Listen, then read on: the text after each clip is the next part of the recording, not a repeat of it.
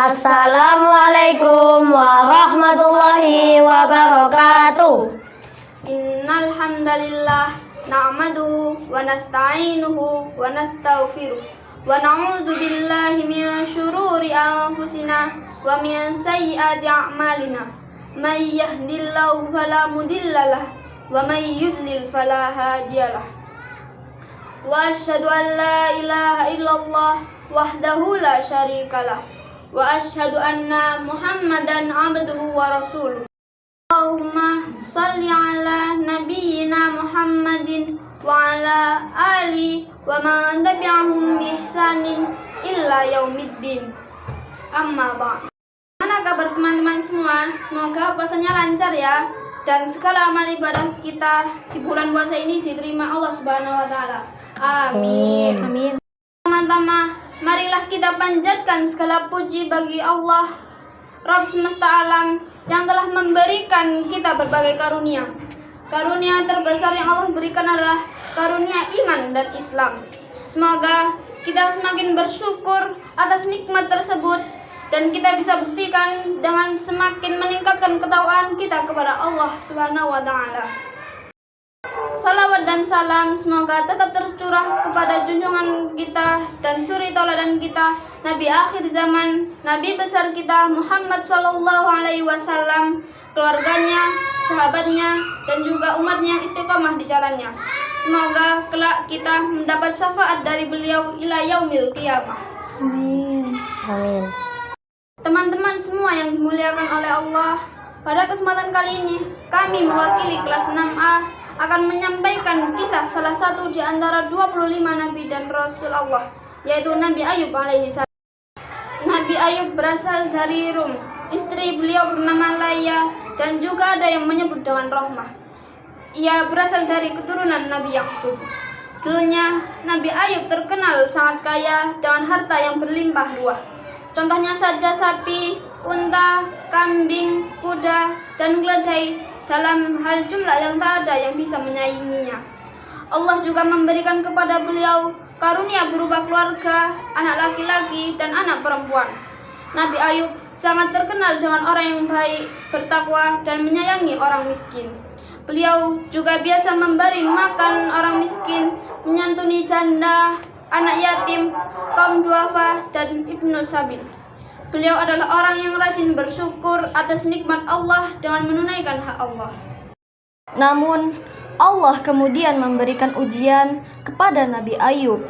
Ujian yang begitu berat, yakni semua harta kekayaannya musnah. Demikian juga dengan anaknya.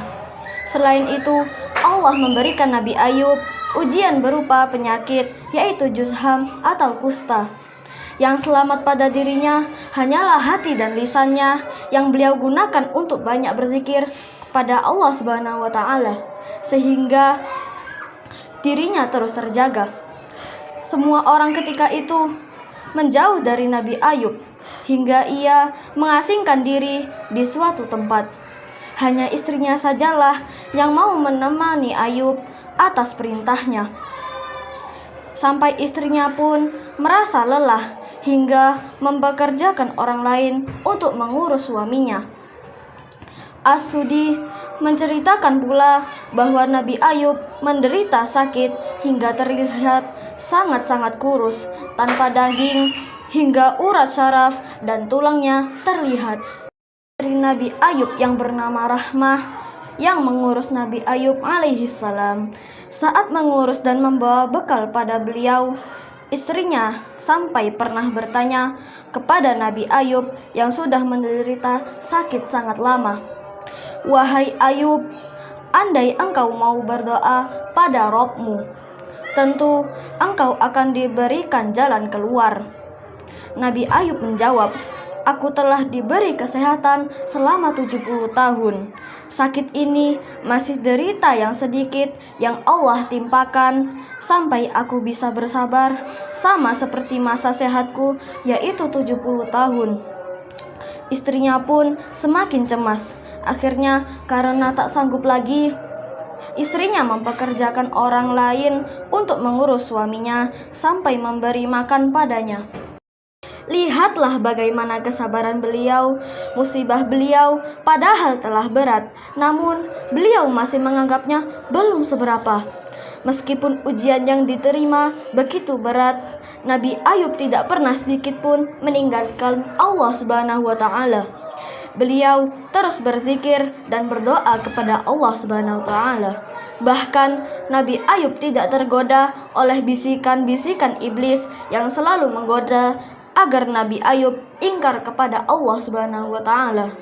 Melihat ketabahan dan kesabaran Nabi Ayub dalam menerima cobaan, Allah kemudian memberikan kesembuhan kepada Nabi Ayub.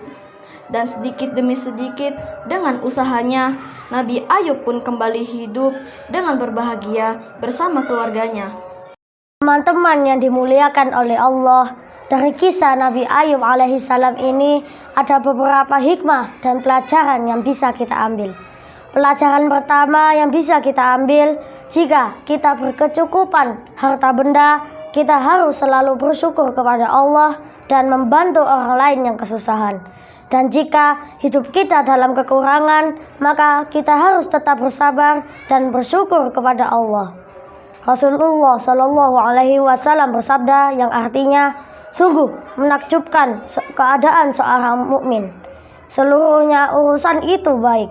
Ini tidaklah didapati kecuali pada seorang mukmin. Jika mendapatkan kesenangan, maka ia bersyukur. Itu baik baginya. Jika mendapatkan kesusahan, maka ia bersabar. Itu pun baik baginya. Pelajaran kedua, lihatlah Nabi Ayub alaihissalam tidak jadi sombong dengan kekayaan yang ia miliki, karena kekayaan itu sebenarnya ujian. Pelajaran ketiga, ingatlah kekayaan itu titipan ilahi. Sewaktu-waktu Allah berhak untuk mengambil kembali. Kalau dipahami demikian, maka sewaktu-waktu ketika kenikmatan dunia tersebut diambil, maka kita tidak akan terlalu sedih. Ketika setan menggodanya saat beliau tertimpa musibah, Nabi Ayub alaihissalam menyatakan, Alhamdulillahidzi huwa a'taha wa huwa ahzaha, yang artinya segala puji bagi Allah, dialah yang memberi, dialah pula yang berhak mengambil. Keempat, ingatlah setiap musibah yang menimpa kita akan menghapuskan dosa.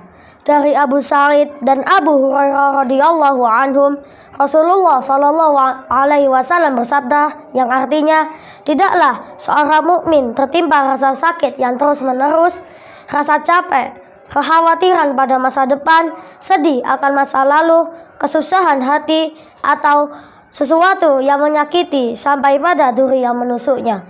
Itu semua akan menghapuskan dosa-dosanya. Hadis 5, tingkatan paling tinggi dalam menghadapi musibah adalah bersyukur dengan mengucapkan Alhamdulillah, karena ada berbagai hikmah dari musibah yang kita tidak pahami. Teman-teman, demikian tadi sedikit yang dapat kami sampaikan tentang kisah Nabi Ayub alaihissalam. Semoga setelah mendengarkan kisah ini, kita semua dapat meneladani sikap dari beliau, terutama untuk selalu bersikap sabar dalam hal apapun dan juga selalu mensyukuri semua nikmat yang telah Allah berikan. Dalam keadaan susah maupun senang, kita tidak boleh melupakan Allah Subhanahu wa taala. Insyaallah Allah tidak akan memberikan cobaan kepada hambanya melebihi kemampuan hambanya. Terima kasih atas perhatian teman-teman semua. Mohon dimaafkan jika ada khilaf, sikap maupun perkataan dari saya. Taufiq wal hidayah. Wassalamualaikum warahmatullahi wabarakatuh.